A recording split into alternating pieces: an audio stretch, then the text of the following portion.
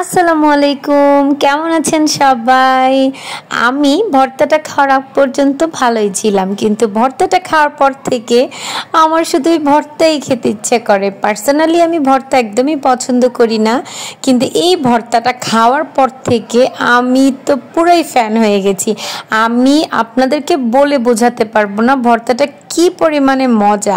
আপনারা যতক্ষণ না পর্যন্ত বানিয়ে খাবেন ততক্ষণ পর্যন্ত আপনারাও বুঝতে পারবেন না, আর বানিয়ে খাওয়ার পরে আপনারাও এই ভর্তাটার ফ্যান হয়ে যাবেন। আরাবির বাবা বলছিল একটু ভর্তা বানাতে, ফ্রিজে দেখি অনেকগুলো টমেটো আছে, ভাবলাম টমেটোর ভর্তা বানাবো। টমেটোর ভর্তা তো আমার একদমই পছন্দ না। টমেটোর সাথে ডিম দিয়ে যদি ভর্তাটাকে বানাই তাহলে যদি একটু ডিফারেন্ট হয়, যেই কথা সেই কাজ। চলে গেলাম আল্লাহর নাম নিয়ে ভর্তা বানাতে।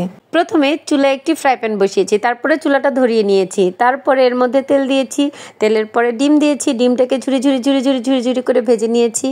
এরপরে ফ্রাই প্যানে কিছু পেঁয়াজ ভেজে নিলাম। পেঁয়াজটাকে লাল লাল করে ভেজে নেওয়ার পরে এবার নামিয়ে ডিমের সাথে রেখে দিলাম। এবার পালা টমেটোর। এইবার টমেটোটার সাথে কিছু রসুন দিয়ে টমেটোটাকে ভালো করে সেদ্ধ করে নিতে হবে। এই পর্যায়ে সবচেয়ে ইম্পর্টেন্ট কাজ হচ্ছে ঝুরি করে ভাজা ডিমগুলো, সেদ্ধ করা টমেটো আর ভাজা পেঁয়াজ, এর সাথে লবণ, শুকনো মরিচ আর বেশি করে ধনেপাতা দিয়ে সাথে একটু সরিষার তেল দিয়ে ভালো করে মেখে নিতে হবে।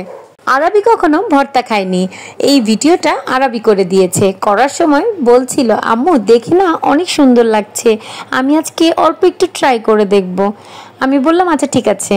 খাওয়ার সময় ভর্তা খেয়ে আরবি সবটা ভাত এই ভর্তা দিয়ে খেয়েছে, আর পরের দিন আমাকে দিয়ে 6টা টমেটোর এই ভর্তাটা বানিয়ে খেয়েছে।